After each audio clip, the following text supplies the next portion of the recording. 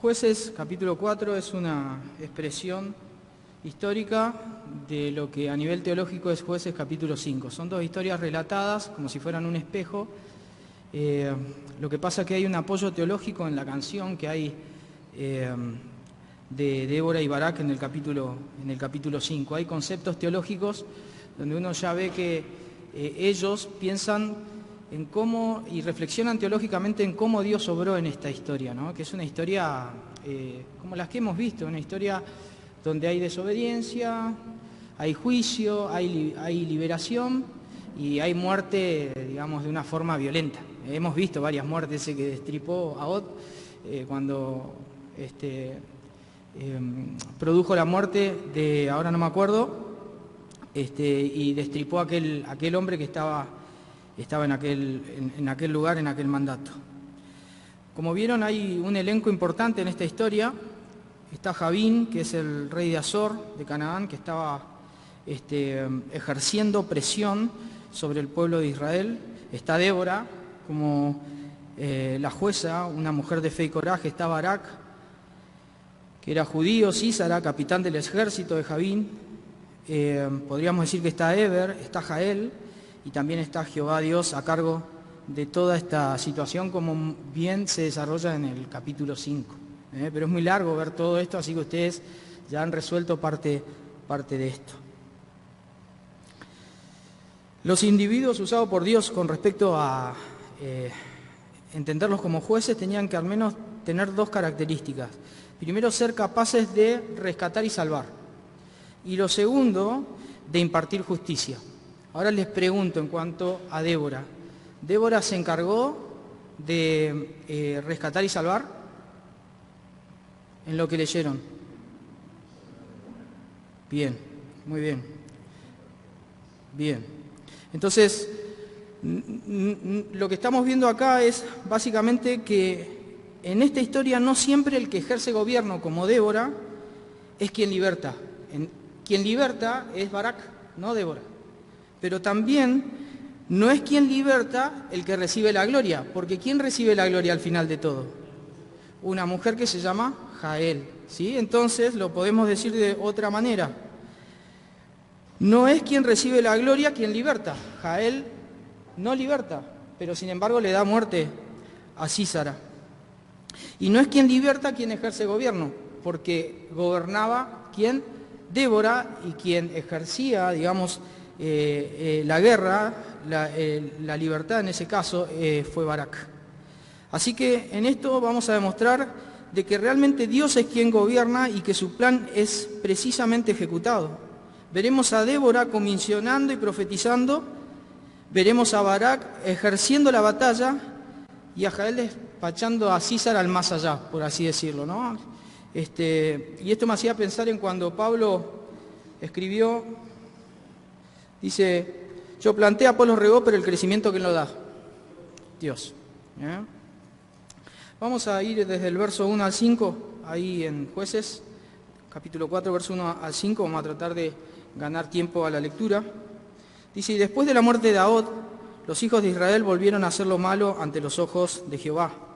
Y Jehová los vendió en manos de Javín, rey de Canaán, el cual reinó en Azor, y el capitán de su ejército se llamaba Sísara, el cual habitaba en Aroset Goim.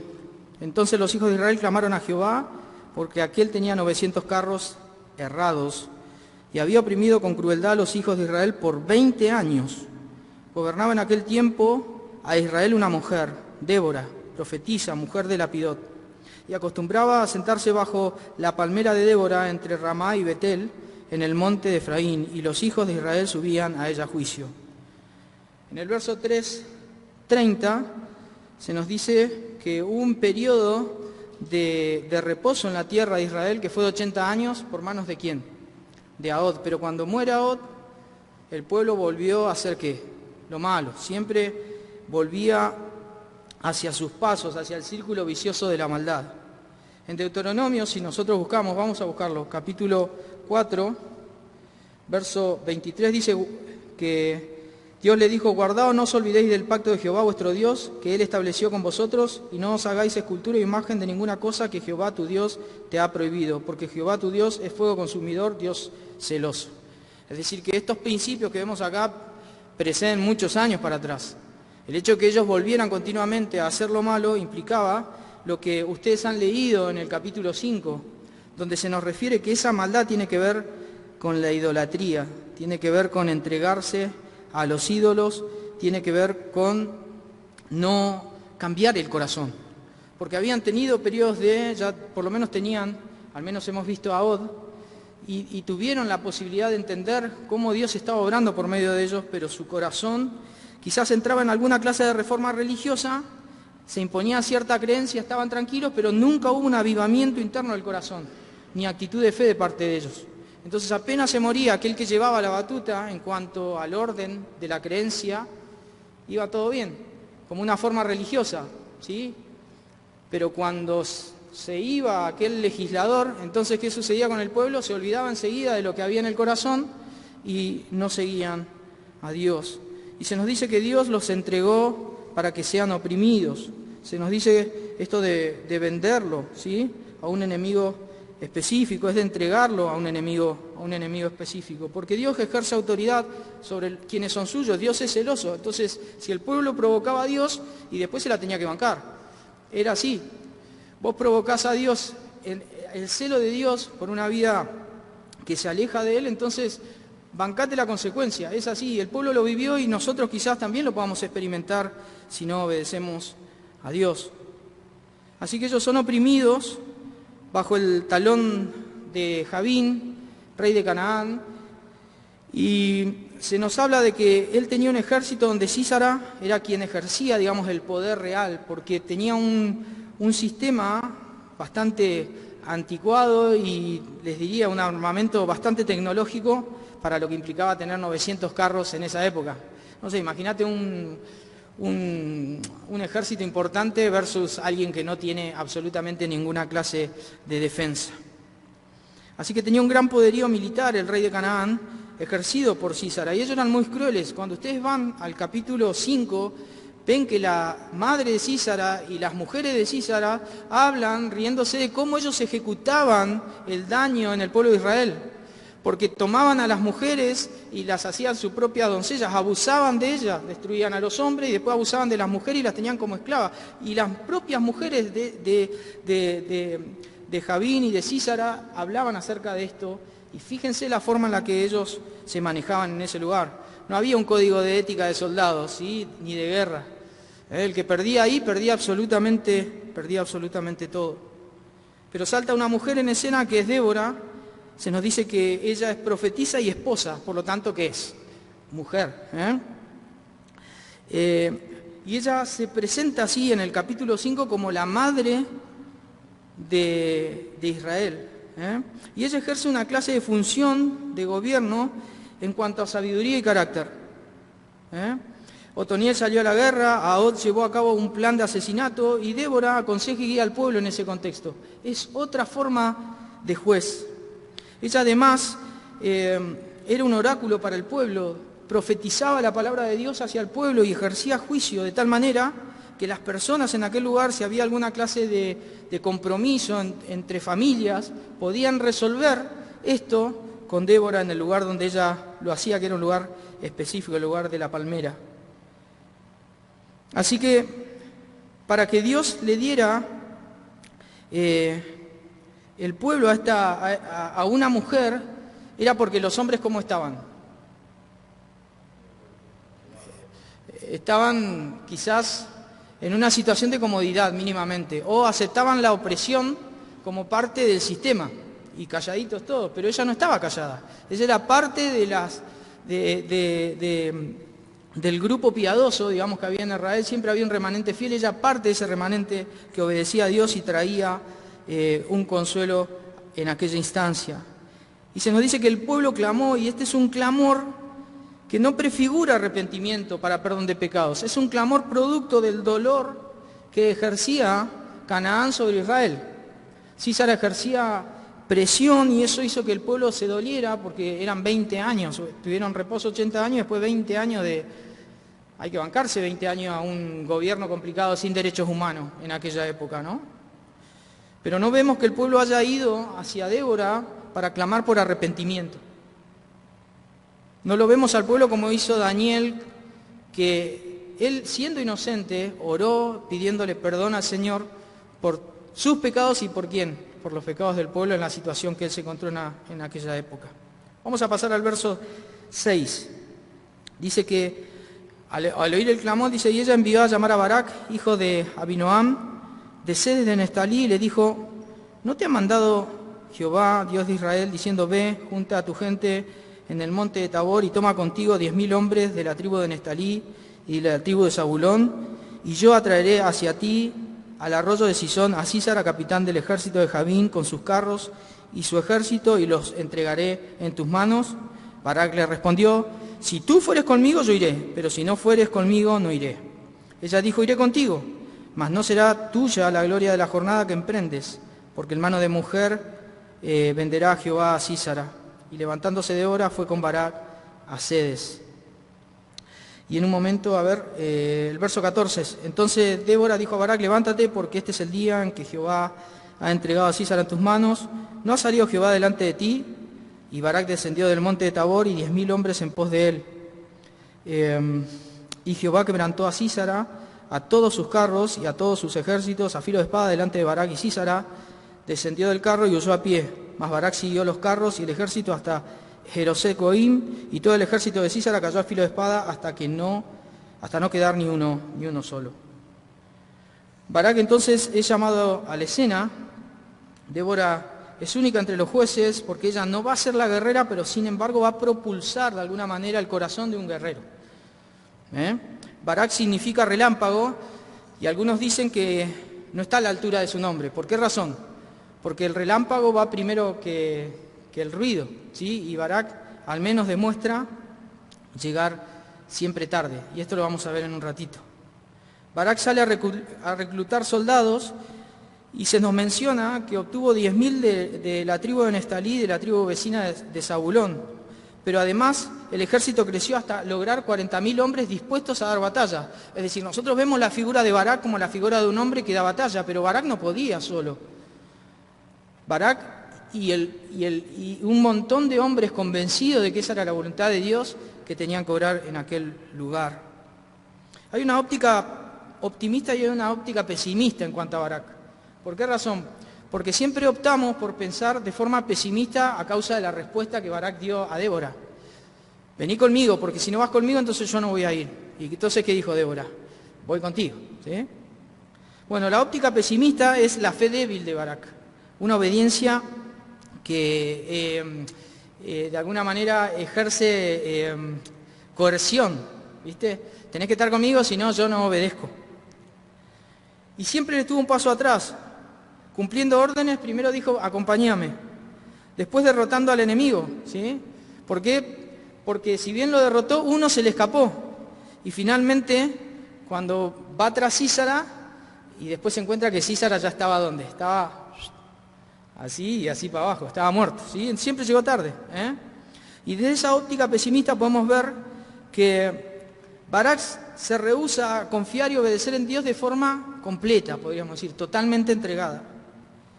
Pide que Débora lo acompañe, y de esa manera podemos ver como si fuera un castigo, un reproche, el hecho de que la muerte de Sísara, la gloria que venía y el honor por haber logrado matarlo a él, que era el peor de todos, iba a llegarle a una mujer, encima una mujer que no era del pueblo de Israel. Pero también había una óptica optimista, ¿sí? Y eso es importante, porque nosotros no podemos armar de un sesgo. Y el sesgo cognitivo entonces después irrumpe en la posibilidad de ver las cosas buenas de Barak. Entonces tenemos que pensar también qué cosas positivas puede haber tenido Barak o qué entorno positivo. Quizás Débora no estaba respondiendo a Barak conforme a su fe, no le estaba diciendo, mirá, vas a perder. Dice, ella dijo, iré contigo, mas no será tuya la gloria de la jornada que emprendes. Quizás no le estaba diciendo que era a causa de que no confió. Quizás, dice un autor al que leí, eso le estaba respondiendo porque ella era profetisa y le estaba contando la historia. Vas a lograr vencer, pero además Sísara se te va a escapar y otra persona le va a dar muerte. No vas a ser vos. No necesariamente esa frase implica un castigo. La connotación del castigo se la damos nosotros, como queriendo interpretar esa realidad. Cada uno que se quede con la óptica que quiera quedarse. Barak no estaría dudando, sino mostrando una fe consecuente con lo que requiere, no solo en la etapa de la vida, sino en todas las circunstancias. Vení conmigo, Débora. ¿Por qué razón? Porque quizás yo no pueda conseguir todo el ejército que por tu voz, por tu autoridad y por tu sabiduría, vos sí me puedas ayudar a conseguir. Entonces hay posibilidad de pensar de forma optimista en cuanto a Barak. Las probabilidades de Barak de vencer eran de 900 a 1. No tenía probabilidades de vencer. Sin embargo, Barak, ¿qué hizo? Juntó a los hombres y ¿qué hizo? ¿Fue o no fue? Fue, ¿sí? Entonces tenemos que tener en cuenta que Barak se preparó para una batalla desigual y fue a entregar su vida, como dice el capítulo 5, con todos los hombres que lo acompañaron. Primero los 10.000 hombres que fueron los de su tribu y los de la tribu de Zabulón. Y lo otro es que la fe habitualmente es humilde, no busca el honor propio. No importa, yo voy a obedecer a Dios. Total, si gano la batalla, ¿quién obtendría reposo? Todo el pueblo. ¿Sí? ¿Qué me importa mi honor? Yo obedezco la voz de la profetisa, que en este caso, ¿quién era? Débora. Así que hay una forma de que Barak sea interpretado como un hombre fiel y obediente. De hecho, fue a la guerra. ¿Alguien podría decir que no fue? Bueno, entonces, ¿fue obediente o no fue obediente? ¿Nos gusta decir parcialmente? Bueno, eso depende de tu sesgo, ¿sí? Depende de tu mirada. Bien, vemos en el capítulo, en el verso 17, que Císara huyó a pie a la tienda de Jael, mujer de Eber-Seneo, porque había paz entre Javín, rey de Azor, y la casa de Eber-Seneo. Y saliendo Jael a recibir a Císara, le dijo: ven, señor mío, ven a mí, no tengas temor. Y él vino a ella a la tienda, y ella lo cubrió con una manta, y él le dijo: te ruego, me des de beber un poco de agua, porque tengo sed. Y ella abrió un odre de leche y le dio a beber, y le volvió a cubrir. El 20, y él le dijo: estate a la puerta de la tienda, y si alguien viniere y te preguntare diciendo: ¿hay aquí alguno?, tú responderás que no. Pero Jael, mujer de Aber, tomó una estaca de la tienda, y poniendo mazo en su mano, se le acercó calladamente y le metió la estaca entre las sienes y lo enclavó en tierra, pues él estaba cargado de sueño y cansado, y así murió. ¿Sí? Impresionante, lo clavó en la tierra, ¿sí? Tenía fuerza Jael. Eber-Seneo se menciona en el 4:11, ¿sí?, como alguien que estaba aliado a Javín, ¿sí? Estaba aliado al cananita. Sin embargo, esa realidad de él, y quizás con alguno de su familia, no era una realidad en toda la familia de Eber. Se nos menciona que Eber-Seneo era el suegro de Moisés, pero en realidad en Números capítulo 10, verso 29, se nos dice que Eber-Seneo era hijo de Jetro. Entonces es probable que haya sido el cuñado de Moisés. Así que esos son detalles de la historia, algunos papeles. Y es interesante porque Císara huye a pie de la escena de la batalla, derrotando su ejército, y corre hacia una tienda, y nos señala que Barak le perseguía, ¿sí?, para lograr algo que no iba a llegar a lograr, algo que se le había dicho que no pasaría por sus manos. Císara, desde la perspectiva del malo, toma un papel hasta pasivo, esperando recibir asilo en una carpa, pero él vio lo que se llama la tradición antigua en cómo un hombre tendría que ingresar o ser recibido en hospedaje. ¿Por qué viola la normativa? Porque una mujer sola no podía darle recibimiento a él, pero a él no le importó nada. Fue porque era un hombre de guerra, estaba acostumbrado a tratar con mujeres de forma tal que hasta de abuso, ¿no? Entonces Jael lo recibe lógicamente con los brazos abiertos. Vení, ¿por qué? Porque Jael tenía un plan. Apenas lo vio, ella sabía lo que estaba sucediendo. Algunos dicen: ¿cómo puede ser que 900 carros quedaron destruidos por manos de Barak? Bueno, porque en el capítulo 5 se dice que el lugar de la guerra favorecía más a Císara y a sus carros, porque estaba seco, por allí pasaba un río, y se nos dice que después Dios hizo llover, y seguramente Dios se encargó de que todo el río arrastre con esos carros y Barak pudiera tener victoria. Y ahora Barak corre hacia el malo, y aparece la mujer Jael, la mujer de la gloria mencionada por Débora. Jael recibe activa a Císara, le brinda abrigo, también le da leche y espera que se duerme. Cuando se duerma, a la cabeza, ¿sí? Un balazo en la cabeza en la actualidad, o clavarle la estaca con la cual ella preparaba su carpa. Es un relato que parece inverosímil, pero esto era una vergüenza muy grande para un hombre de guerra como Sísara. Fue muerto por una mujer. Era la peor de las vergüenzas. Así que yo creo que Dios enlistó a Jael para dejar en la historia este detalle con respecto al mal, ¿sí? Una mujer débil, con miedo, que recibe un hombre malo y preparado para asesinar a cualquiera, es la que se encarga de darle muerte y vergüenza también en la muerte a este hombre malvado.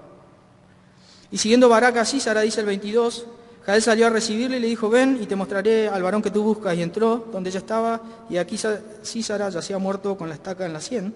Así abatió Dios aquel día a Jabín, rey de Canaán, delante de los hijos de Israel, y la mano de los hijos de Israel fue enfureciéndose más y más contra Jabín, rey de Canaán, hasta que lo destruyeron. Si bien la victoria sobre Sísara es claramente significativa, ya que señala el derrocamiento de este rey, Jabín, se nos dice que el pueblo de Israel comenzó desde entonces a dar batalla cada vez más y más fuerte contra este rey que imponía sus normas en el pueblo. Y se nos dice al final de todo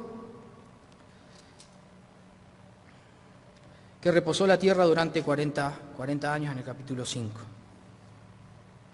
En el capítulo 4 vemos al Señor, que es mencionado 8 veces, y Dios 2 veces.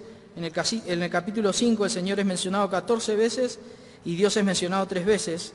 En el capítulo 4 se mencionan que ellos volvieron a hacer lo malo delante de Dios, y en el capítulo 5 se menciona, en el 5:8, que fueron tras los ídolos. En el capítulo 4 Débora es la profetisa, la esposa, y se nos dice en el capítulo 5 que Débora se levanta como madre de Israel para que el pueblo vuelva a Dios y restaure el tejido social de aquel pueblo. En el capítulo 4 Débora llama a Barak. En el capítulo 5 mucha gente clama por un líder contra Sísara. En el capítulo 4 se mencionan aquellas tribus que se sumaron en la lucha contra Sísara, y en el capítulo 5 se menciona además que las tribus, algunas ayudaron y 4 tribus no quisieron ir. 4 de las 12 tribus no quisieron darle una mano en esta actitud de liberación del pueblo. En el capítulo 4 Barak es quien da pelea contra Sísara. En el capítulo 5, en ese lugar, en tiempo de sequía, es Dios quien da pelea, manda la lluvia en el verso 4, y habla acerca de que la corriente del río volvió inútil el poderío de los carruajes en el capítulo 5, verso 21. Algunas cuestiones y terminamos, hermanos. Ustedes hablaron en principio de Débora como signo de sabiduría y sabiduría que gobierna. En Efesios capítulo 3, verso 10 dice que el propósito de Dios con todo esto fue utilizar a la iglesia para mostrar la amplia variedad de sabiduría a todos los gobernantes. ¿A quiénes utiliza Dios en medio de este mundo? A la iglesia, para mostrar ¿qué? Su sabiduría. Dios usó una mujer, hoy usa a todo su pueblo para mostrar la sabiduría al mundo. El liderazgo requiere sabiduría de Dios para saber cómo actuar. Débora fue una mujer sabia y prudente, a tal punto que en una situación de opresión hizo efectivo su ministerio profético llamando a un hombre, y no le erró, sino que llamó al que Dios quería que le llame. Esto nos habla de el corazón de Débora conectado con el corazón del Señor. La forma en la que Débora aplicó la sabiduría demuestra que ella estaba sujeta a la palabra, y nosotros los creyentes debemos aproximarnos de alguna manera a esa inclinación hacia la palabra. En 1 Corintios 2 dice, a eso se refieren las Escrituras cuando dicen, ningún ojo ha visto, ningún oído ha escuchado, ninguna mente ha imaginado lo que Dios tiene preparado para quienes le aman. Para vos y para mí Dios tiene preparado algo. Dice, pero fue a nosotros a quienes Dios reveló estas cosas por medio de su Espíritu, pues su Espíritu investiga todo a fondo y nos muestra los secretos de lo profundo de Dios. ¿Y de dónde tenemos lo profundo de Dios? Acá. Ministerio que se realiza sin la palabra de Dios, ministerio que fracasa. El ministerio de Barak, si no hubiera sido apoyado por el de Débora, fracasaba.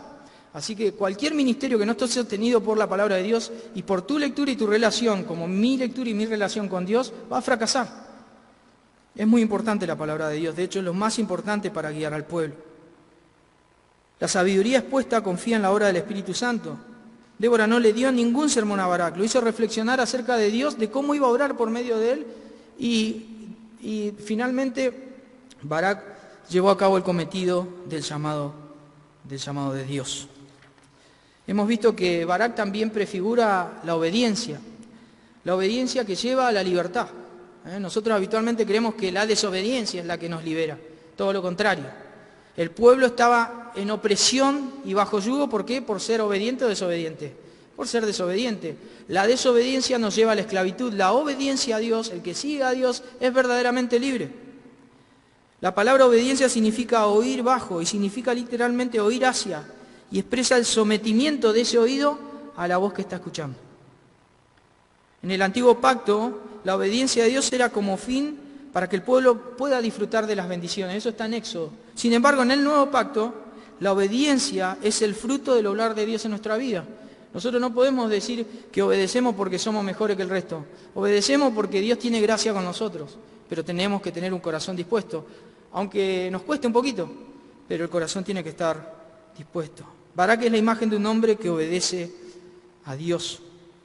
Barak va a la guerra, sea con la visión que tengas pesimista y optimista. Barak, ¿a dónde va? A la guerra, y destruye en obediencia a Dios a este ejército que era imposible de ser destruido.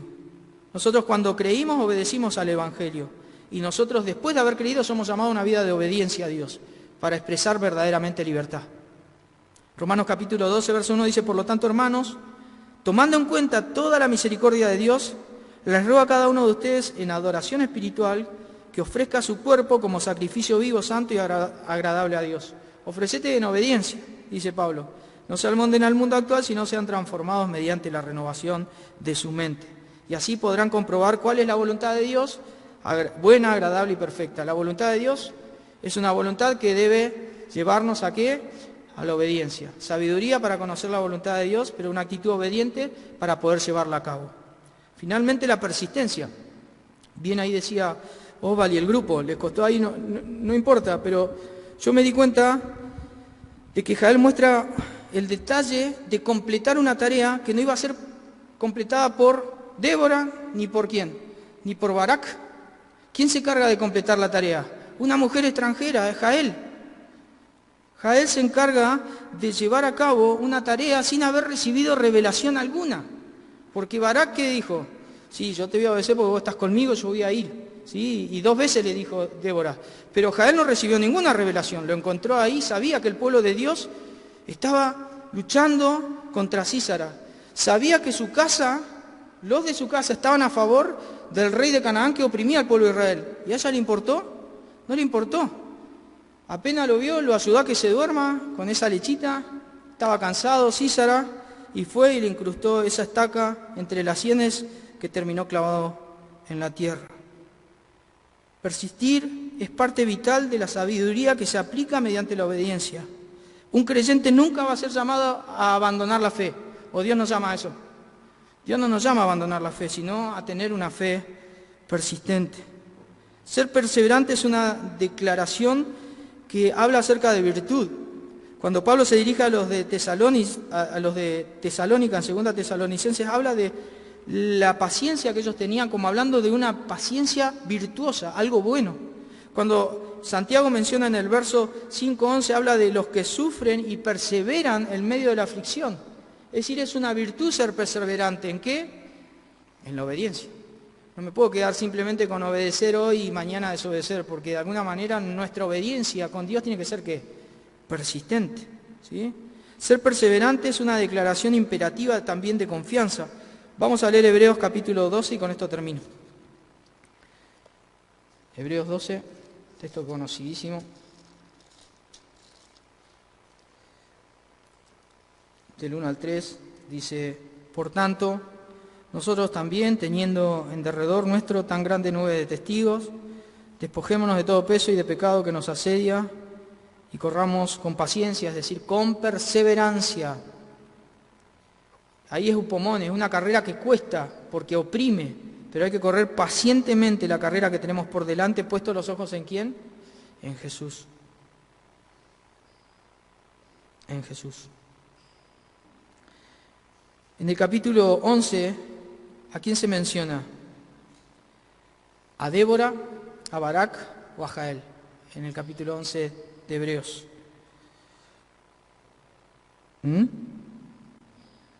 A Barak, ¿sí? Barak, en el verso 32. ¿Por qué lo menciona él? Bueno, eso es una pregunta que deberán responder en casa porque yo ya terminé, se lo dejo como inquietud. Realmente este estudio me sirvió mucho en el tiempo que lo preparé, porque me sirvió a entender la sabiduría que expresada por la palabra de Dios involucrándome con una vida de obediencia y finalmente una vida de obediencia que tiene que ser persistente para culminar lo que Dios quiere, lo que yo empecé en algún momento en la voluntad de Dios. Bendiciones.